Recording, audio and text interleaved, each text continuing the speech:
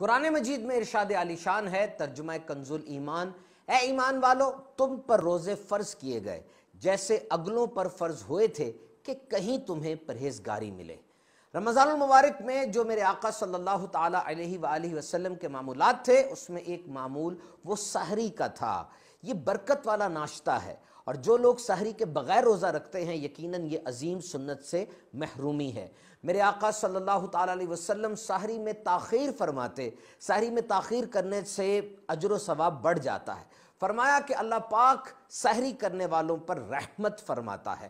اب یہاں سوال پیدا ہوتا ہے سحری میں تاخیر سے کیا مراد ہے؟ مفتی احمد یار خان نعیمی رحمۃ اللہ تعالی نے فرمایا کہ اس سے رات کا چھٹا حصہ مراد ہے۔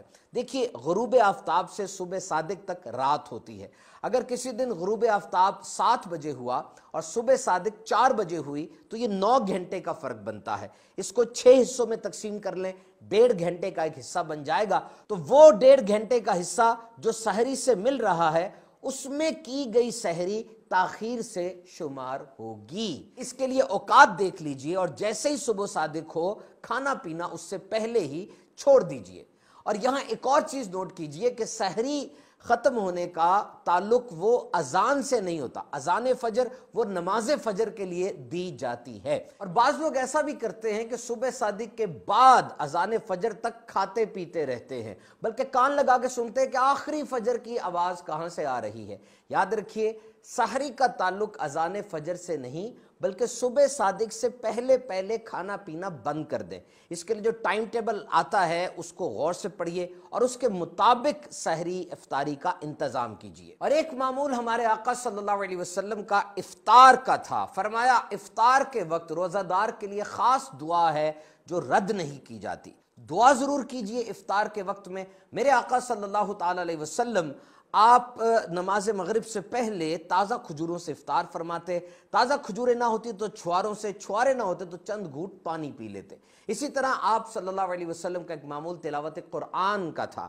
ہر روز رات کو حضرت جبریل امین علیہ السلام حاضر دربار ہوتے اور پیارے آقا علیہ السلام کے ساتھ قرآن مجید کا دور فرماتے۔ اور ایک معمول وہ سخاوت کا تھا۔ بلا شبہ آپ کا سخاوت کا بحر بے کراں تو سارا سال ہی ٹھاٹھے مارتا رہتا، لیکن رمضان میں اس کی شان ہی الگ ہوتی۔ ہمارے آقا علیہ السلام ہر قیدی کو رہا فرما دیتے اور ہر سائل کو عطا فرماتے، اور جب حضرت جبریل امین علیہ السلام حاضر ہوتے تو آپ تیز چلنے والی ہوا سے زیادہ سخاوت فرمایا کرتے تھے۔ اور ایک معمول آپ کا اعتکاف کا تھا۔ حضور اکرم صلی اللہ تعالی علیہ وسلم آخری عشرے کا اعتکاف فرماتے۔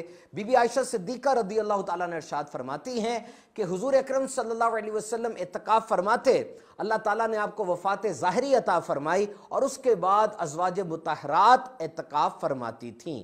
تو رمضان المبارک کے مہینے میں خوب عبادات کیجئے، درود و سلام کی کثرت کیجئے، قرآن مجید کی تلاوت اور تسبیح و اذکار کو اپنی عادت بنا لیجئے، اور اس طریقے سے اپنی لائف سٹائل کے اندر ان تمام نیک کاموں کو داخل کیجئے کہ رمضان شریف مکمل بھی ہو جائے، ختم بھی ہو جائے یہ مہینہ، تو یہ تمام عبادات ہماری جاری رہیں۔